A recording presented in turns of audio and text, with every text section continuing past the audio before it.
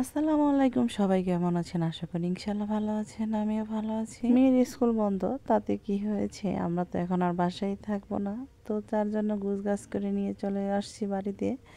তো দেখেন, প্রথমে অনেক কিছুই নিতে চেয়েছিলাম, তারপর আসলে বেশি কিছু নেওয়া হয় নাই। বাবু অনেক অসুস্থ ছিল, তার জন্য আসলে বেশি বের হতে পারিনি। তো বাসে ওঠার পরই একটা সমস্যা হয়েছিল। তো বাস একটু পরপরই আপনি নষ্ট হয়ে যাচ্ছে, মানে এরকম একটা টাইপের কিছু। তো একটু পরে যায়, একটু পরে এরকম করতে করতে ধনবাড়ি পার হওয়ার পরে আর গাড়ি চলে না। কথায় আছে না, আল্লাহ ভালো জানে কার মুখ দেখে জানি আজ ঘুম থেকে উঠেছিলাম, তো সেই অবস্থা হয়েছে আমার।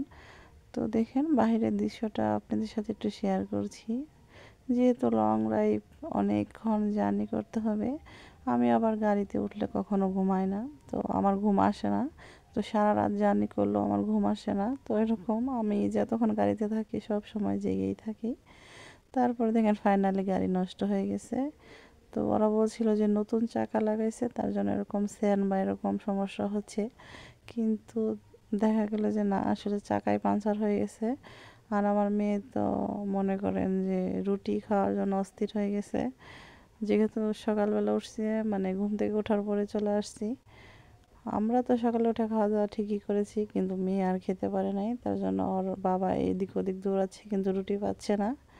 তারপর আমি আবার একটু রুটি আর সস নিয়ে গিয়েছিলাম, তো সেগুলোই খেয়েছে। তারপর কি, গাড়ির তো মোটামুটি ঠিক। পরে একটু পর দেখা গেল যে আবারই মনে হলো যে গাড়ি ভেঙে যাচ্ছে এরকম। তো অনেক আল্লাহ খোদা করার পর মনে করেন যে ফাইনালি মানে আসতে পারছি, আল্লাহর কাছে অনেক অনেক শুক্রিয়া। তারপর ঢাকা রুটে চলে আসলাম। তো এদিকে কিন্তু টাঙ্গাইল বা ঢাকাতে যেতে হয়, তো আমরা তো অপোজিটে চলে যাব।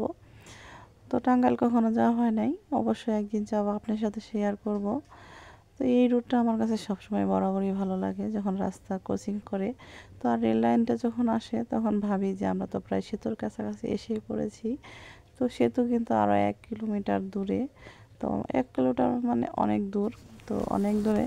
তো তারপরে একটা ভরসা আছে যে আমরা যেহেতু লাইন পেয়ে গেছি, তো সেতু পেয়ে গেছি, তো এই মানে সেতু রেল স্টেশনে কিন্তু প্রথমে আমরা আগে যেতাম যে রেল স্টেশনে নেমে তারপর আপনার বাসে করে যেতাম। তো এখন আর যেহেতু জামালপুর থেকে সরাসরি বাস পাওয়া যায়, তো আগে কিন্তু মাহিতে যাইতাম, তো মাহি এক্সপ্রেস, তো সেই বাসটা কী করতো, পঞ্চগড় পর্যন্ত আপনার ভাড়া রেখে দিত আমরা শেরপুরে নামার পরও। তারপরে আল্লাহর রহমতে দেখেন ফাইনালি কিন্তু আমরা চলে আসছি আমাদের মানে সবুজ শ্যামল সেই গ্রামে। তো আমার মেয়ে শুয়ে শুয়ে যাচ্ছে, তার একদমই শরীরটা ভালো নয়, তো ভিডিও করতেছি, তার জন্য আবার উঠে দাঁড়াচ্ছে। তো ভিডিওটা যদি ভালো লাগে অবশ্যই লাইক কমেন্ট শেয়ার করবেন, আর আমার জন্য বেশি বেশি দোয়া করবেন। ইনশাল্লাহ আমিও সবার পাশে থাকার চেষ্টা করব।